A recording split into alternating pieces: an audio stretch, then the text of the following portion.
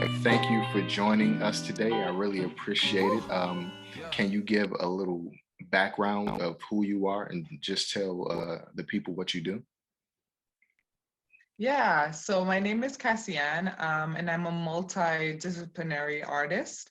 But my main artistry or art form is hip hop and rapping.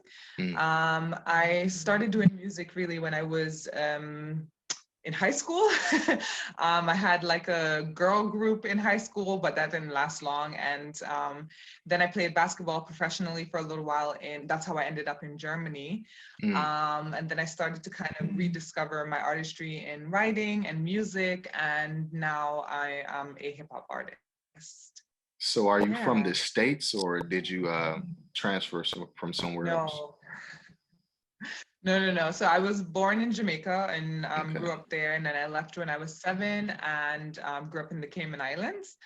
And then I left Cayman when I was 25 and came to Germany, and I've been living here ever since. Wow, it seems like Yeah. you have a very cultured background. Yeah, yeah, quite cultured. Yeah. I definitely have a huge musical influence in my background, especially growing up in Jamaica and Mm. being around my uncles, for example. They exposed me to so many different forms of music. And my mom as well, to music from the 60s, 70s, 80s, Mm. mostly like soul, so like mind, body, soul type of music, the Whitney Houston and Luther Vandross and that type of music. So it's always been a part of me. Mm. And then growing up in Jamaica as well, the dance hall and the reggae background of hearing that type of music and being uplifted and just feeling like, I don't know, just feeling just kind of energized by the music. Mm.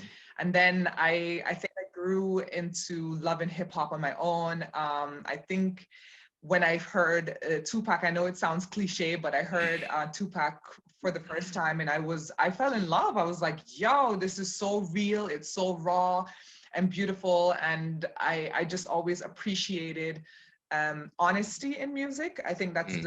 the thing that connects me most to music is when people are being their true honest selves, Yeah. and in the lyricism, and it makes sense, and you kind of feel this connection to it. And I think when I heard Tupac, I was like, wow, I love this. And I never thought that I would do hip hop because the girl group in high school was more of like R&B pop type thing. Mm. So I Hmm. never thought that I would be like a hip hop artist, but then I realized how much it connected to me and how much it really fed my soul when I listened to hip hop artists or rappers, and when they're just speaking the completely raw truth, and how it connected to my life in Jamaica because I grew up around a lot of crime and I Mm. grew up in poverty. And so hearing the hip hop music from the United States and hearing the kind of things that they went through and how it related to my life, it kind of was like, oh wow, a light bulb went off, and it was like, okay, yeah, this is what I'm supposed to be doing, telling my truth through hip hop music. Yeah. A Yeah. lot of people don't know where this generation doesn't know that hip hop originated out of like reggae and dancehall music, you know. Yeah, exactly. So the Hmm. roots run really deep within like hip hop culture. Um, so listening to Tupac, is that what like drew you to like, okay, I just want to focus on hip hop now, or are there any other Hmm. artists that influenced you?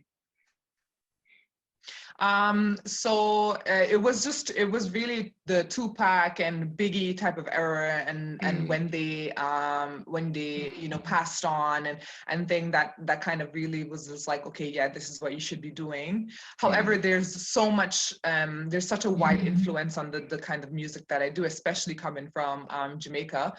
But in terms of solely focusing on hip hop, it was definitely the Tupac's, Biggie, Run DMC, and these types of groups that had the biggest influence on me doing this type of music. Yeah, but I know that a lot of people don't know that it actually generated from dubstep and Hmm. sampling in Jamaica that hip hop grew out of. So yeah. Yeah, yeah. We gotta respect the ancestors, the people who started it. You know what I mean? Absolutely. How would you describe your music?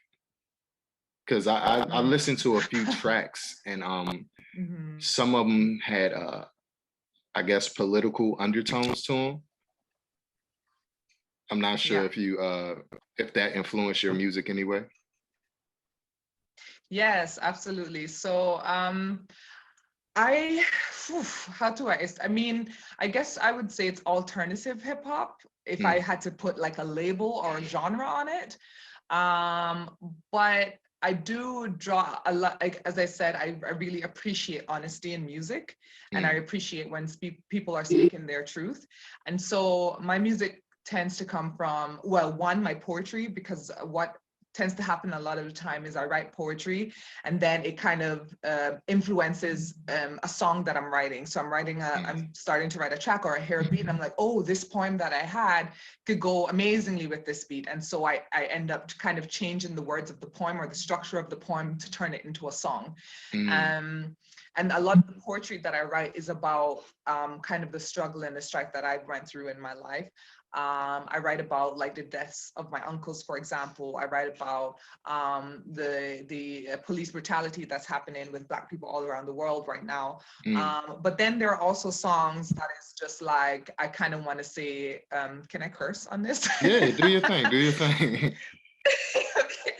So I kind of want to say like a fuck you to Mm, society, you know, don't tell me who I am supposed to be. Don't tell me what I'm supposed to dress like, what I'm supposed to look like, how I'm supposed to be. Don't tell me to smile. You know, I just want to say like, fuck off, leave me alone and let me live, especially as a Black woman walking through this society. And so a lot of my music is like rebellious or mm, revolutionary, I feel. mm, Or I try to make it that way, that when people listen to it, they kind of feel connected in a way that they can say, okay, yeah, I can, she can tell the world to fuck off and I can do whatever she wants to do. So I can do that too, you know, as long as I'm not committing any type of immoral sin or something like that. yeah. So yeah, like, yeah, my music is basically just kind of tell it like it is, tell the truth. And I don't care what people think, or even if they like it, like it's going to be for some people and it's not going to be for some people. And it's just, it Mm. is what it is, you know? It kind of it seemed from what I listened to, it seemed kind of like a little bit of punk rock influenced in it as well. You know, with the rebellious attitude and like you said, the fuck you, like Yes. it kind of gave me those type of vibes. Yeah, it's so funny that you say that because in my teen years, I really thought that I was a punk rock girl. You know, I had the Mm, skateboard, I had the black eyeliner, I had the dark hair and the torn up clothes and everything. Avril Lavigne was like, yeah, Avril Lavigne was my chick, right, in high school. So it's so funny that you say that too, because it does have some influence. And as I mentioned before, a lot of I listen to a wide array of music. Like if you look at my playlists on Spotify, it's crazy because it could go from like, you know, 20s music all the way up to like 90s hip hop, then to like 2000s trap or like dirty South music, to mm. back to like Whitney Houston and Air Supply and all these people that no one's ever heard of. So I think music is just a beautiful thing, and a lot of it influences who I am as an artist and influences the way that I write and the kind of music that I make as well. So yes, I do have a little bit of punk rock influence in there. Let me ask you a quick question. If you can collaborate with any artist, dead or alive, on like Mm. your perfect song, who would that be? Ooh, oh my gosh, I never even thought about that.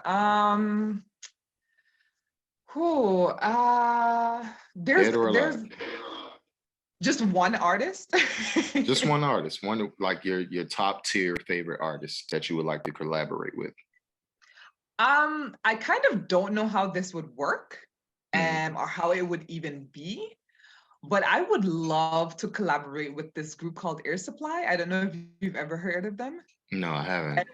Okay, so they're like this R&B group from the 80s. Mm. I kind of grew up loving their music. I don't know if you know, there's maybe a song that you would know. It's like, I'm all out of love. I'm so lost without Yeah, you. yeah, yeah, yeah, yeah. Okay, yeah. So, so that's the kind of music that they do. Mm. And I don't know how it would work, but it would be cool to collaborate with them. I would also love to absolutely collaborate with Tupac. I think that the way he thinks, or the way that he thought as a human being, really Mm. was just beautiful. And I love to watch his interview videos and witness him as a human being, just kind of speaking his truth and talking about um, politics, and talking about, growing up in the ghettos, and talking about just his life in general. Yeah. And the way that he spoke was just so eloquent and so beautiful. And he spoke so much truth about what is happening in the world and how we are, like, as a people, not just like outside of the Black community, but within the Black community as well. I think that Mm. it was a beautiful. I would love to just like sit with him and kind of pick his brain, Mm. and just be like, okay, let's do a track together, you know? Yeah, yeah. So yeah. Tupac was a legend before his time. Like, Absolutely. um, Absolutely. from his parents being involved with the Black Panther movement to him, Yes. like his voice can touch all corners of the earth. Like pretty much everyone and their mother know who's Tupac is or who he was as a Yeah, person, and absolutely. that's super impactful. Yes, exactly. Because if you kind of look at his interview videos when he was younger, even, Mm. and him, there was one part of this video where he did when he was in high school, and he was even sick doing the video. He had a cold, I believe, and Mm. he was doing the interview and talking to the people, and he was like, "Yeah, I quit my job today," and they were like, "What?" He's like, "Yeah, I told them that I wanted to do this interview, and they said that I couldn't, so I quit my job." I was like, "Peace," and left. And I was like, "Exactly." I was like, "Yes, do it."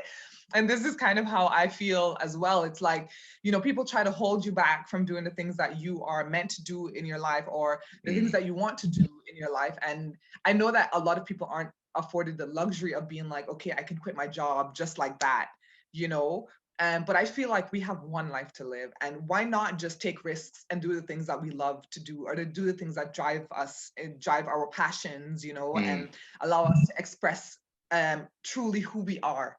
And that's kind of how I feel about it. Yeah. So that was Yeah, that was just for me watching that video. people often put their limitations on you. If they see Yeah. themselves not being able to do or achieve a certain goal, they often Yeah. put that mindset on other people, like, you can't do that if I can't do it. Exactly. Exactly. Absolutely. I totally this is one of the reasons why I actually ended up leaving the Cayman Islands, Mm. because a lot of things that I wanted to do in my life. Firstly, I wanted to play professional basketball, and I just was not able to do that there. Mm. And then so I ended up coming to Europe to do that, and I fell out of love with playing basketball. And kind of wanted to pursue other things, but I was really kind of chained when I was in Cayman.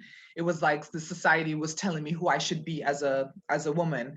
And Mm. one of the first songs that I ever called BP, which stands for Black Pride. Mm. And in Cayman, the society, I love it there. Like, it's a beautiful country. The people are beautiful. Like, you feel completely safe. It's a great society. However, as a Black woman, I felt oppressed, or like there was a lot of colorism in the society there, Mm. as it is everywhere. Light-skinned white women, they Mm. get more praise than dark-skinned Black women, especially dark-skinned Black women like me, who change their hair every second, who shave their head, who are radical, Mm. in a sense. And I felt really chained by the society. I whenever I wore certain things, I was looked at, even as a young child, even being 9 years old, 10 years old, I was being sexualized before. I didn't realize it at the time, but as an adult, and kind of going through these things, like knowing myself and knowing how society operates, and the Me Too movement and all these things, when I was 9 years old, I was being catcalled at Mm. 9 years old. You know what I mean? At 9 years old, I was being catcalled. And it wasn't even like, what killed me the most is that in the society, nobody said the men have to be the ones to do better. They Mm. told me that I couldn't wear short shorts or tank tops, or I shouldn't wear short skirts, or I shouldn't wear certain types of makeup, or whatever. They weren't telling the men that they needed to change themselves. They were telling me I needed to change myself in order to not tempt a grown-ass man as a 9-year-old child. You know what I mean? And so, like, growing up in this society and, you know, going through all of these things, even in work where I was working for a company for like 3 years or so, and then I wanted to apply for a promotion, and they gave it to a light-skinned girl who knew nothing about the company, versus me.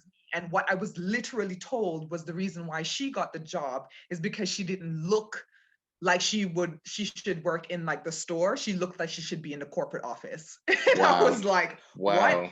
And so when that was told to me, exactly. So when that was, I quit that same day. I didn't know what was going to happen. I didn't know I'm not tolerating this. I am absolutely not taking this. And I ended up quitting that day, and I got a job maybe a week later. And in that job, my worth was recognized. And so it's just these little things where I was like, I am not able to be my true self. I'm not able to be 100% who I really am. And therefore, I need to leave. And I ended up leaving and came to Berlin. And now I'm able to kind of follow and pursue all of the things that I wanted to pursue in my life. And hip hop music is just one of those things. And going back to what I was saying before, one of the first songs that I dropped, it's actually called BP. And it stands for Black Pride. And in the song, I say, I was born in Jam, raised in Cayman, fulfilling all my dreams in the land German. They say I'm not a lady because I cuss too much. Like fuckity fuck. I put my middle fingers up because I don't give a fuck. Like, So this is basically me being like, fuck you, like for trying to tell me who I should be and what I should wear and how I should dim myself down to appease men or to appease people in society. So yeah, I feel like just music expression are an extension of who we are as individuals, and it's just a beautiful thing. It's extremely troubling that we're still in this, I guess, patriarchy in 2021.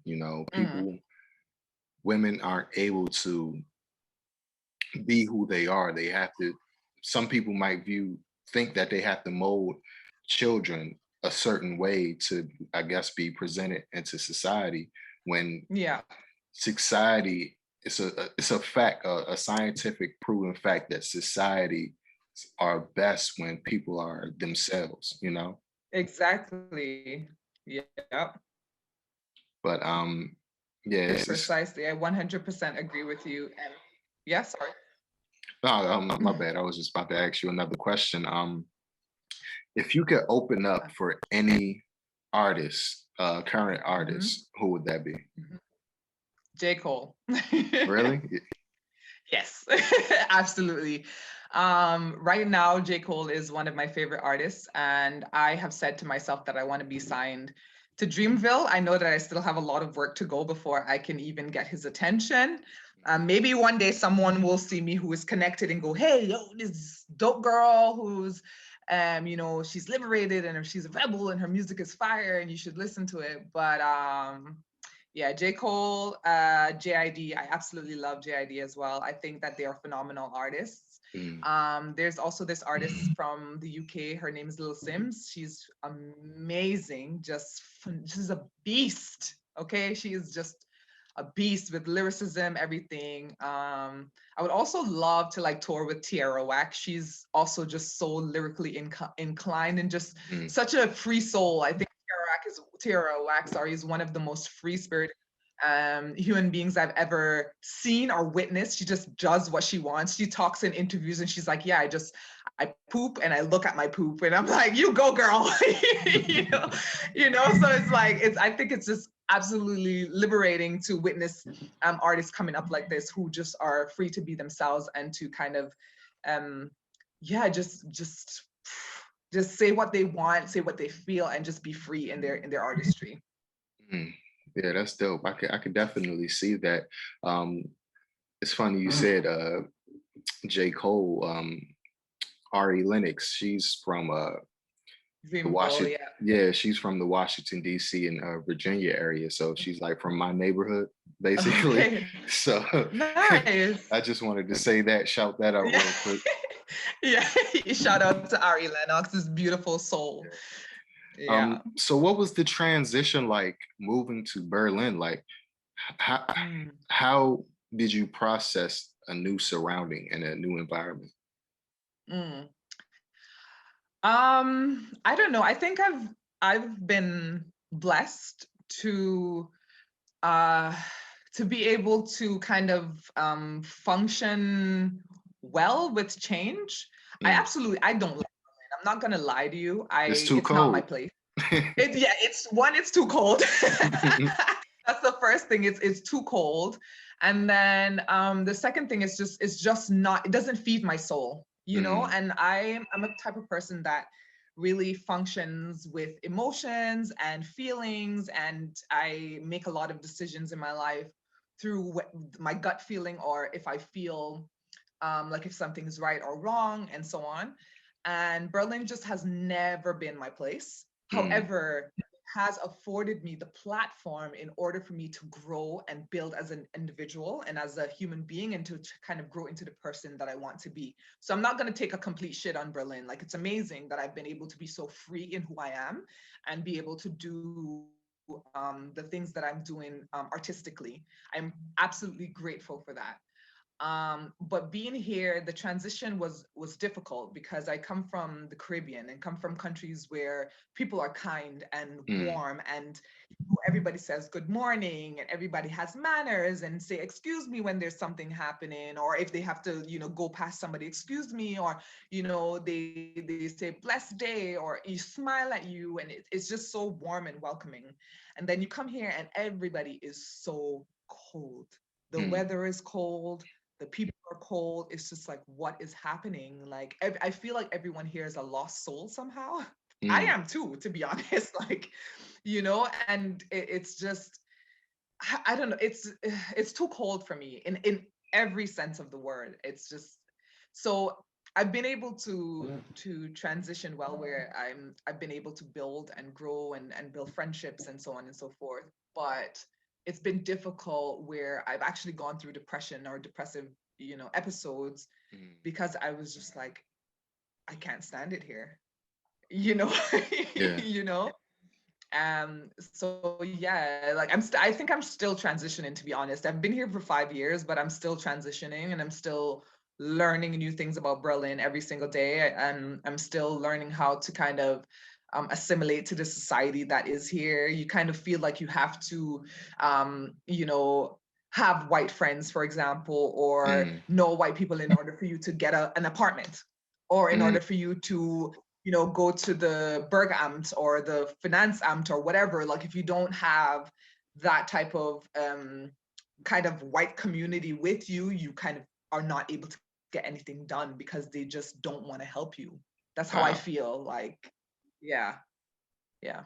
It's been very it's I can't even say it's been rough, because I know people who are going through a lot more than me. And luckily, being in the Cayman Islands, I've been able to have my British passport. So therefore, Mm, I was a part of the European Union because of the British passport. But now that has gone, I've had to apply for my residence here. But before that, I was able to live freely without having to go to the Bergamt, or having to apply for residency, or having to do all of these things that I know a lot of other people have had to do, and the things that they needed to go through in order to be able to stay here. It's been I know that they go through a lot of things, so I can't even say that it's been rough for me. But I just don't like coldness, cold people, mm. and it really trips me up. And I think this is another way that I'm growing. I'm learning to be more patient and be more I don't even know what the word is that I'm looking for, but just to be more accepting of who people really are, rather than just expecting them to be kind. Just Yeah. be like, if you're an asshole, okay, fine, you're an asshole, and I have to accept that. So yeah. I definitely can see how you feel that way. It's the same way in the States. It's not, in order to get somewhere, it's not about what you know, it's about who you know, you Yes, know? exactly. Yeah.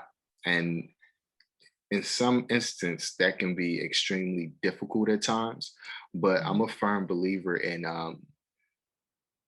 people like us, people of color, people all over the diaspora, um, are some of the hardest working people on the planet. And once we Amen. take our destiny into our own hands and stop asking or seeking out acceptance from somebody that's that doesn't view the world the way we do, Mhm. that's when we will be in a better position to, help people around us, um, open Absolutely. doors and stuff like that. Absolutely. 100% agree with you. And luckily, I have gotten there, or like I think I got there when I was around 25. I started Mm, to not care. I was like, I just don't care what people think. mm, I just, they're not contributing to my life in any way. mm, Anyway, no, they're not paying my bills. They're not, pleasuring me. mm, They're not paying my medical bills. Why do I care what people think? And when you get to that stage, it's so freeing. And then, as you said, you're able to then open doors for other people, because I feel like a lot of the reason why we are so selfish in when we grow, for example, to become a millionaire or to have our own businesses or to become a famous, a musician or whatever the case may be. A lot of us tend to don't want to open doors for other people mm. because we are not, how do you say, we're not secure in who we are. So then we think if we open the door for someone else that they're going to come and take our spots, Right, right. not realizing that there's room for everybody at the top. And because I'm not gonna lie, but like when I was younger as well, I used to be like that. I used to be like, oh, I'm not gonna tell her my secret of doing this because it's gonna make her seem better than I or whatever. But now I don't care. I'm just like, if I have an opportunity, I'm telling for every friend that is an artist, if I'm performing and then I know that I collaborated with someone or whatever, I'm like, yo, I have this opportunity to do this show. Would you like to do the show as well? I can give them Mm. your name, da, da, da, so on and so forth. Because I think it's important that we help to boost each other up and not pull each other down. Absolutely. That's what a lot of communities in the States do, like the Korean community. They work Mm, together to open up restaurants and yeah. stores and different type of businesses, Mm-hmm. and it's all about helping each other out, not to like divide us or make things secular. It's just we have to see what other people are doing that works and take that within our own groups and uh, help develop an understanding with everybody. Absolutely. 100% agree. um just a random question, what useless talent do you have? Ooh, what useless talent do I have? Oh my God. Yeah. Oh my good. This is a hard one, actually. I actually think that all of my talents are useful. Because I can cook, that's useful. Like people love to eat. Hmm. Um, I could I'm an tell you one of mine. entrepreneur. What is yours? Tell me. I could sing really well in the shower. I think that's everybody's useless talent. I really think that that's everybody's useless talent. Hmm. Yeah, I mean, oh my goodness. I have no idea. I don't have a useless talent. It's cool. You just take pride in everything you do. I really do though. I really do. I'm sorry, y'all. I don't have a useless talent because listen, I can throw down in the kitchen. Okay. I think Mm. that's talent. I can clearly beat my face when I'm ready. That's not useless because I can help other people to beat their face too. Mm. I run my own business. Like, yeah, I don't think I have a use. I mean, singing in the shower, I guess that's mine too. Or maybe um I can kiss my teeth really good, really well. That's That's a hilarious. talent, I guess. Yeah, that was a good one. That was a really good one.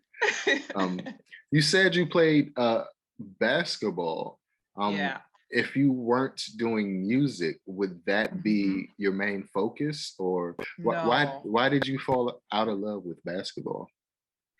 Because it wasn't fun anymore. I Mm, think there are people who are meant to do certain things in their life. You know, some people they're meant to be like professional athletes. It just wasn't meant for me. I mm, played sports, and I realized late in life that I played it mainly because of friendships. mm, And I was talented. Like, you know, I got a scholarship actually to go to university in the US. I played in King University for a year and a half, but it wasn't my thing. And I was like, I'm out by. Um, so like I was talented, but I realized like when I started playing professionally here that it just wasn't my thing because I didn't have my team or my community. You know, I was playing with a bunch of white girls at this point, and they mm, just my vibe is here and their vibe is here, and it's like it doesn't work. So mm, it's like, you know, I realized that this is not for me. So yeah, like I just kind of I play for fun. I realize like I play because I really enjoy being on a team, and I enjoy traveling with the team, and I enjoy just being around people. mm, So that's the reason why I played. And I realized that quite late in life. And when I finally did, I was like, okay, this is just not my thing. But no, it wouldn't be if music, you know, wasn't my thing. That definitely wouldn't be it. It would be I would say like because right now I have a tea company okay. called Brown Sugar Tea, actually. Um, and I think just being an entrepreneur, like just owning my own things, I find value in that. Not only for myself but for my community as well. I find value in owning things as a Black woman. Being able to say yes, this is my business, or if I'm able to purchase a property again, saying yes, this is my property, and I could pass it on to my children. So just being an entrepreneur and owning my own things and not having people tell me what to do, because I don't like people telling me what to do. Yeah. I feel you on that. What inspired you to start your own tea company? Well, a friend of mine, my business partner, actually, we were having a conversation on what we could do because both of us are good at doing hair. Both of us can cook really well. And we are like, oh, we should start a business together. What should we do? And then we were both like, okay, so we can do hair well, but hair is not our passion. We can cook really well, but cooking is not our passion. And then somehow the conversation of tea came up, and I was like, yo, I love tea. And because tea is so ingrained in the society in Jamaica, like literally we use tea for everything. Okay. It's Hold like on, do you you're put sick. milk in your tea? No, in Jamaica, no. Okay, okay, No. okay. Yeah, Good, no. good. And that's a British thing. And the funny thing is my business partner, she grew up in England. And so Mm, that's her background with tea. And they, you know, they do black teas with the milk and so on. mm, But in the Caribbean, we more do herbal teas and ginger, lemon, mint, and so on. And it's like we use bush teas and we use it to heal everything. If mm. you're, you know, if you're sick or you broke, like I broke my nose, and my mom was like, "Yeah, just put some ice on it and drink some tea, and drink some tea." And I was like, yeah, we should definitely do this because one, it's a niche market in Berlin. You know, a lot of people are like, you know, finding new ways of doing coffee, and they like, you know, copy different, like everybody has the same thing here. It's like you have Mm, one restaurant that's Vietnamese, then it's like 50 other Vietnamese, or, you know, one place that's a burger special way, and then there's like 50 other places. So nobody really does anything that's new and different. And we were like, one, tea is not something, it's a niche market in Berlin. mm, And then two, it's a niche market for it to be Black owned in the world in general. mm, And then three, what we do as well, or well, when the pandemic is, you know, over, we will be doing high society tea parties, but making it in a way that it is accessible to all classes of people. Because when you think tea party, you think of like the rich and famous and these, you know, posh people and so on. mm, So make it accessible for everybody, and making it in such a way where we bring entertainment into it, poetry, you know, singing or whatever else into it would make it so different. And so we were like, yeah, let's do this. And then we were like, okay, yeah, we can try to test it out and so on and so forth. So we found a distributor of loose leaf teas that get their teas from all over the world, including countries in Africa. And this was very important to us. And then the second thing was that the company was also sustainable and eco-friendly, because we believe in eco-friendliness and trying to protect our environment. So we were like, how do we, find a company that does this? And we finally did. And now we're working with them. We ordered a bunch of teas that we were like, okay, let's try to order these ingredients and then we will make our own blends. And so we started to do that, and we tested maybe 22 different blends, and we were just, yes, it was just like, it was like light bulb, like, yes, this is what we were supposed to be doing. It was just a beautiful process, being able to put these blends together, doing deep dives into each individual ingredient and what they are good for our bodies and what they can heal, and what's the best benefit of them and what ingredients go together to make the best taste, the best smell. Like, it was just a beautiful process, and we were like, yeah, this is us. This is what we're meant to do. This is what we're meant to, as businesswomen. And yeah, so then brown sugar black tea was born, and we've been operating now for 4 months. I So, love yeah. it. I love it. I love it. And Yeah. tea, like you said, tea has so many health benefits, and Yes, um absolutely. there's it can build like community and like camaraderie, you know what I mean? Just going to a shop or whatever and just Mhm. having a tea with a friend and a great conversation. Like, there's so much that can revolve around just having a cup of tea. Exactly. That's absolutely right. And that's what we aim to do. So, I mean, have a look. Yeah, like, I would say have a look at our website and our Instagram page, and you can learn more about us and what we do. We only have, we, as I said, we have 22 blends, but we've only put out 3 so far because we're doing everything out of pocket. Mm, It's very difficult as Black people in general to kind of get capital. So that's one thing that we're working on, to get grants and funding. But right now we're operating out of pocket. So we only have 3 flavors out. So we have, and it's called the Strip Teas collection. mm. And so we have one tea called Sweet Kitty, one called Gimme the D, and then the other one is called Eternal Sunshine. And Sweet Kitty it's a blend that's specifically made for women, but I mean, anybody can drink it. It's tea. Okay. But I was about to say sweet kitty. That sounds that sounds really specific right there. yeah, yes. So it's basically to help with like the womb health, the Mm, help with vaginal health, and yeah, just kind of like ease monthly pains and so on. mm, And then Give Me is a blend that's specifically made for men to help with stamina, to help with prostate health, to help with free radicals when you're like exercising or working out, for example.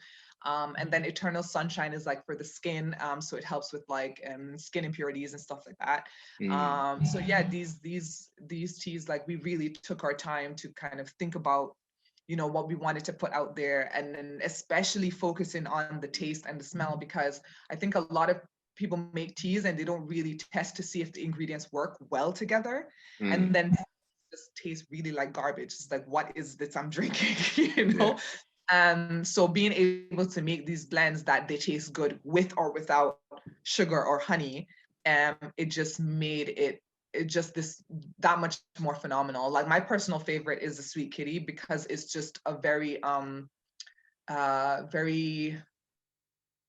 subtle tasting tea.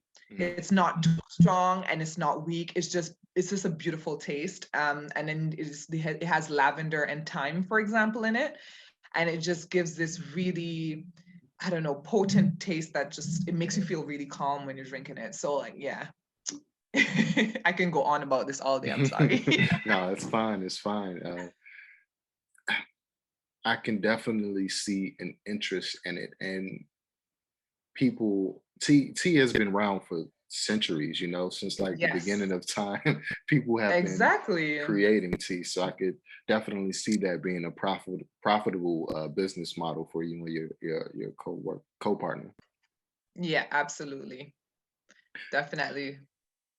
Just have a few more questions for you. How do Yeah. you feel the internet has impacted the music business? Whew. Wow. I think they're both like pros and cons, or it impacts it in a good way and a bad way. Mhm. The good ways I can say, like, people are able to kind of get their music out there more. So Mhm. more people, they have a wider audience to be able to put themselves out to. Um, but at the same time, there's so much being put out Yeah. that, and people are consuming so much daily that it just really doesn't reach the people that it's supposed to reach, for one. And then two, I feel like people are far removed from the music. Like they just, it's kind of making it into this kind of trendy thing. So Yeah. now everybody's kind of trying to do the same thing. They're trying to sound the same and look the same and do the same. It's just like a bunch of clones. Yeah. So I It think lost its value. exactly. I think that's the part where it devalues music, because everybody's sounding the same and doing the same thing, and it's very sad to see.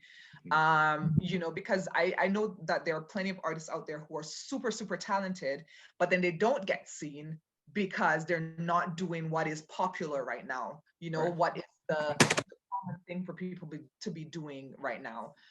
So then in order for them to be seen, they have to kind of copy this. They have to be like this one track thing, and doing what the popular people are doing in order for their music to be heard or seen. And it's really, really, really sad. Mhm. So it's a good thing that there's a wider audience that you can reach, but then it's sad that everybody's music is kind of starting to sound the same. Yeah. Yeah. I could Yeah. definitely see that. Like my most favorite artist in the world is Marvin Gaye, right? Oh, yes, Marvin, come on. And back in the day when he was like really popular and prevalent, there was no other person on the planet who can sing like him, perform Him. like him, write songs like him. He made it seem so effortless, you know? And Yes. there was only one Marvin Gaye, there was only one James Mm, Brown, only one yep. like it seems like it's all for profit now, you know what I mean? Yes. And I guess quote unquote the industry are creating like cookie cutter microwave versions of Hmm. I guess artists nowadays. Yeah, I agree. As you said, back in the day, there literally were just one of each individual artist. There was nobody that sounded the exact same, really. Mm, And I think that this cookie cutter mentality that the music industry has developed is really just it's detrimental to the music that's being produced, because it all just is talking about the same thing, right now. And I this is not me at all, bad mouthing any type of artist, because I think everyone is talented in their own way.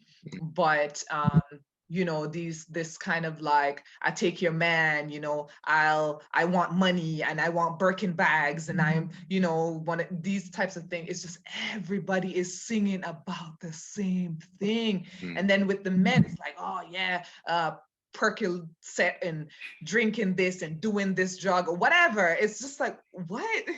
mm. It's entertaining. It's absolutely entertaining. And I'm not gonna lie, like I listen to that shit and I get down, like, entertaining. It's really entertaining, but it's just sad because it's taken away so much from the music. Yeah, yeah. It's I'm not saying that I don't want to say conscious music, but music with intention is not out there. Like, for example, No. yourself, you know, but it's Mhm. just extremely disheartening that you have to like really search, like dig down deep and search for artists like yourself or, people who have actual substance within their music. Yes, it is really sad. But I also find it like kind of beautiful, because I think like as I said, I operate a lot from feeling, a lot from emotion, a lot from like gut, and I believe in in fate and these things. Like when things are supposed to happen, they will. And I feel like this cookie cutter style of singing, rapping, or whatever it may be right now is so that we can appreciate the good music when we find it. And then two, when it's supposed to be found, it will be. Because you could be, down and just like, for example, you could be down, sad, depressed, whatever. And then just at the right moment, that one song will find you that will get you, just lift you right back up. And it's going to be an artist that you've never known, that you've never heard of in your life. And you're going to be like, wow, you could be the one to be like, oh, wow, I'm a fan of this person since they, started here and now they're here. And it could be that this person never becomes famous, but at least their song helped you. So this is kind of how I feel about my music. Like the people who are supposed to hear me will hear me. I don't care about fame. I don't care about money. I don't care about all that. I will make my money doing my businesses. I will make my money, elsewhere. Like for me, music is something that allows me to express who I truly am and allows me to kind of write what I feel that could help individuals out there to become their true selves, to not care what society thinks, to really just open up to the possibility of them being anything that they want to be. And so in some sense, I'm happy that, it's only certain people who have heard of me or who have heard my music, because I know that these are the people that my music is helping. And then in other sense, it's like, oh, but I wish that I could help the entire world, to be like, I'm going to say, I don't give a fuck. So you should be like, I don't give a fuck either, kind of thing. So yeah. Yeah. I think that it's beautiful in a sense, in some ways, that that certain artists, that there is underground music that you have to search for, that you have to dig for to find the gold. Basically, you have to dig to find the gold. I think it's beautiful in some sense, and then in other senses, like, but this gold should really be shared with everyone. I definitely agree. Have you ever performed, and which one of your songs do you love performing the most? Okay. So I think my favorite song to perform, when I started out, my favorite song to perform was this song called 4C on Fleek. So like 4C here. I really love performing that song because as I said again, it's a song that it was just in the beginning stages of my music career. So it wasn't even, I don't think it was even done well. Like it's just not, it wasn't recorded well, it wasn't mixed well. But I just don't care. Like it was a good song, the track is nice. And because I was talking to Black women and I was like, 4C on Fleek, we gonna do our thing. We look good, we smell good, all of them trying to be us, like, but I could admit that this wasn't the quality that it was supposed to be at. And that was one of my favorite songs to perform until I wrote, I think, God Is We. So God Is We became my favorite when I dropped my Breaking Cycles album. And because God Is We is like, I'm telling everyone, like, you have a God within you. You create your own life, you create the things around you. And I'm not saying that God doesn't exist. I completely believe in God. I believe in a higher being, a higher, entity in this world. But there's a God within every single one of us, because as human beings, we create life, we create life. So we are gods. And so being able to kind of write that and put that out, that was also one of my favorite tracks to perform. Then I did an album release party, just like off of my own accord. I was like, let me just do this and whatever. And I created this whole show and it was a beautiful experience. And then I performed one song that I wrote called I Said What I Said. And I actually sampled, not sampled, but kind of used lines from Ludacris's Move, Bitch, Get Out There. So like I sampled some lyrics from that. And that song, like, it gets the crowd really hyped. And I love when you're performing in front of people and they feed off of your energy and then they put the energy back into, it's just a beautiful thing, like you and the crowd, like, going back and forth and stuff. And so that one became my favorite to perform. And I said what I said. But now, because I just released kind of like a short EP called the Zodiac Volume 1. Mm. And there are 3 tracks on it. So it's Leo, Aquarius, and Virgo. And I think Leo, of all the tracks that I just spoke about, Leo is my favorite to perform because it's very raw. It's very deep. It goes so hard. And I'm just like, when I perform, I'm going in, and it's like, it takes my breath away, literally, because there's so much happening in the song. You know, there's really no breaks. Like, I don't have a hook on the, and I like writing songs without hooks as well. And my producers actually like, Cassianne, you actually need to start writing some hooks. And I'm like, but why? You know, I don't need one. Why? So I like writing tracks without hooks, and this one doesn't have a hook. And it's just going, and it goes so hard, and it's I think it's definitely my favorite song to perform at the moment. So Leo. Nice. That's Yeah. those 3 tracks are the most recent, right? And I think those are the ones I heard. I was listening to Yeah. looking for you on Spotify, and those popped Yeah. up like first. Yeah. Yeah. So they're the most recent ones. Yeah. Okay. Okay. So how has the pandemic impacted your creativity? In a good way. I know that a lot of people are not, because a lot of people make money from performing and stuff like that. But as I said, the music for me is not about money. So, and I make money elsewhere. You know, I have a full-time job. I'm doing this entrepreneurship thing. So for me, it's allowed me to have so much more creative energy in terms of writing, in terms of creating music, in terms of creating concepts as well.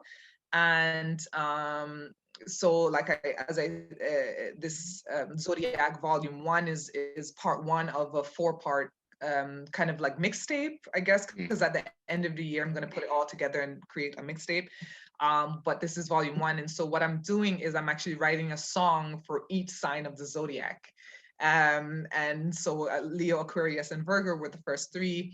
And this concept I've actually had for a while, but I was like, how am I going to do this? Like, how am I going to write songs that, you know, relate to each sign of the zodiac? How am I going to embody each sign? Because I'm only one specific, you know, sign, even though there's a little bit of each in all of us.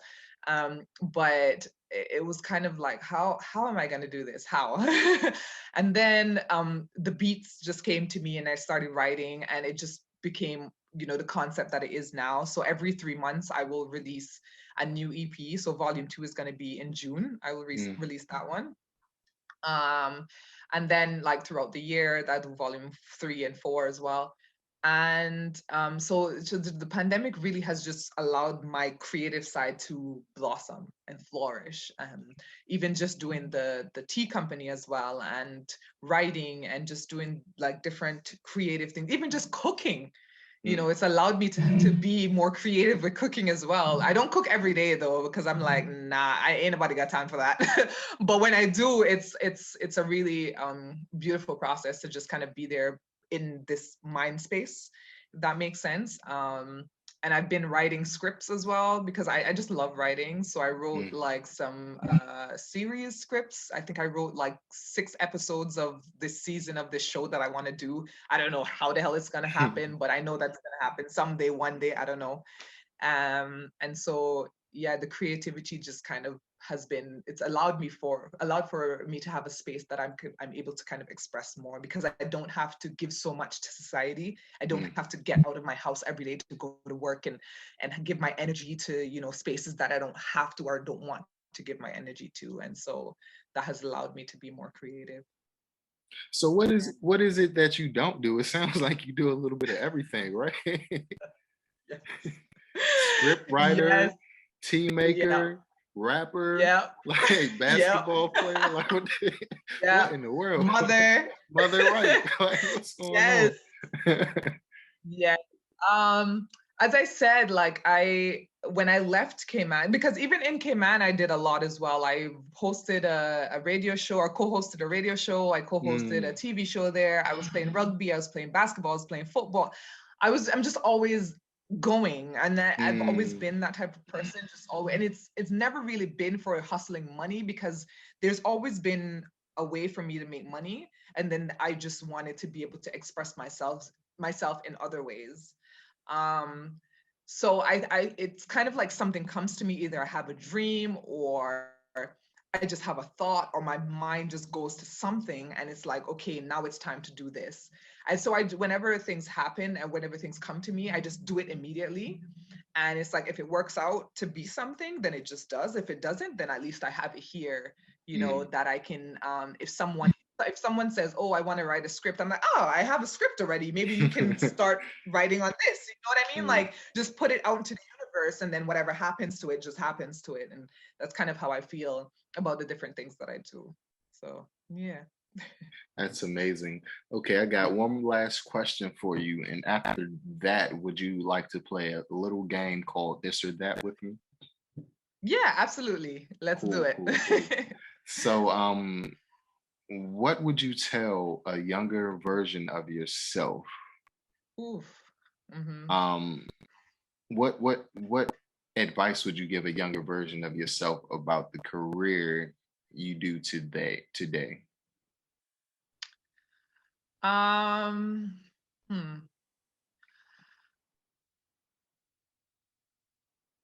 Wow. I would tell my younger self, like, just never give up on anything that you decide to pursue. It might get hard. It's going to get hard.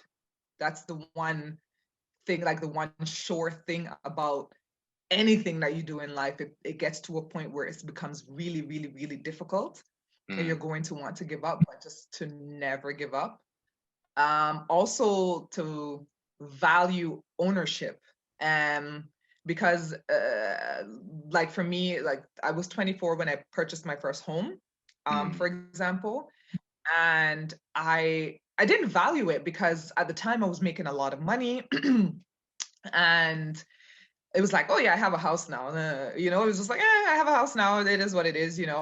I never thought about it in such a sense that let's keep this house and make sure that I increase the value, or make sure the value increased on this house, to get it to a point where it was bringing me in money versus me paying for it.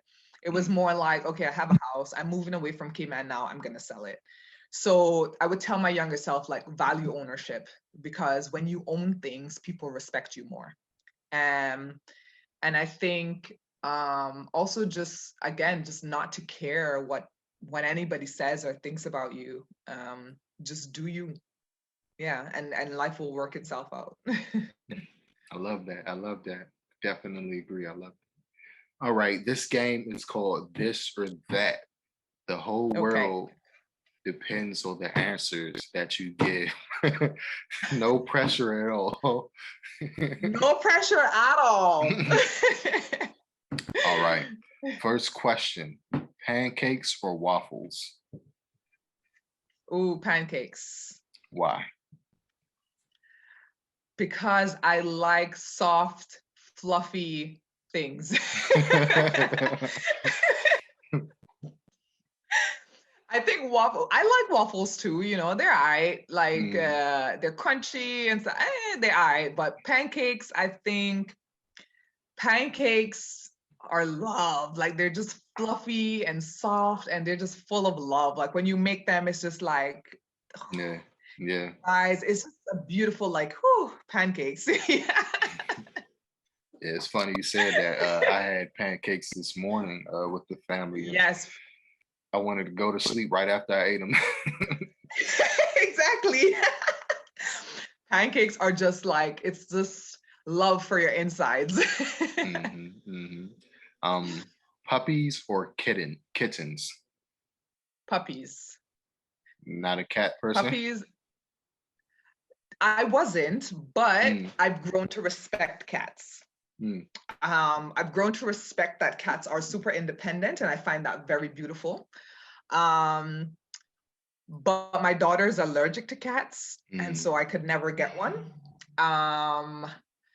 And puppies are they're just so freaking cute, and they are loving, and they just are all over you, and they show so much love. And I think as human beings, we need to have things around that love us unconditionally. And I think puppies or dogs are things that just love unconditionally. Yeah. I think sometimes we don't deserve dogs, We man, don't. because they're so, I don't know, just like the life they give and the energy they give you is so positive and beautiful.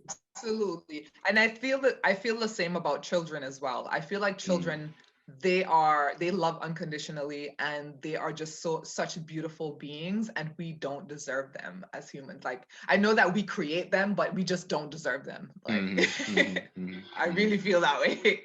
Puppies and babies, we don't deserve them.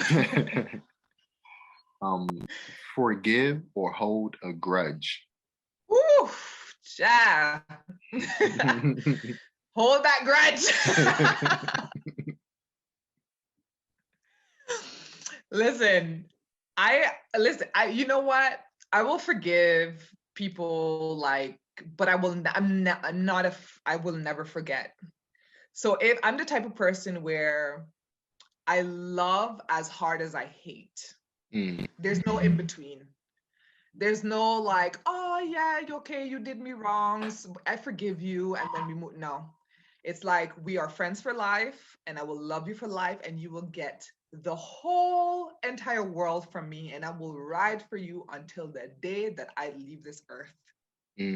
But you do something to stab me in the back, or something, that I find offensive, or what, I will hate you for life. And I know hate is a strong word, but I love as hard as I hate, or I love as hard as I dislike. And you do something to me, you don't exist to me anymore. That's me. I'm sorry. You don't exist to me anymore. You know what the funny thing is? I actually went to a little get together today for a friend's birthday, and there was someone there that I had a falling out with, because she did something really, like, just not what a good friend is supposed to do. And it really was like she didn't exist. I kind of walked in and I was like, oh, she's there, okay. And then I spoke to everybody else, and she was just off the, like, you don't exist to me anymore. Who are you? So I'll hold that grudge for life. Ain't no forgiving around here. Yeah, so remind us not to get on your bad side. Exactly. Exactly. Last one. Toni Morrison or Maya Angelou? Both. Both? Okay. Yeah. Why not? Absolutely both. I think both are such martyrs to the Black community, such beautiful, beautiful souls. Like, both. I'm not gonna choose. I could feel that. Yeah, I could feel that. Well, Cassianne, I really appreciate you taking the time out to speak with us today. You gave us a lot of gems, and it was a pleasure getting to know you and your journey and all the things that you do. The many things. The many of things. Cassianne Lawrence. Yeah. Quick question. Would I have your permission to, like, play one of your tracks at the end of this podcast, or? Yes, absolutely. 100%. Okay. Yeah, for sure. Sweet. Well, I really appreciate it. And I will be contacting you to let you know when this episode airs. We'll be airing season 3. What's after May? The month after May. So June? Yeah, June. My mind is gone, but yeah, June. Okay. Okay. No problem. All right. Thank you again. Have a safe journey. Thank you. Thank you for having me. And I wish you a wonderful, wonderful day with you and your family. And I'm sending you so much love, and everyone out there so much love. Thank you. I appreciate it. Peace. Ciao.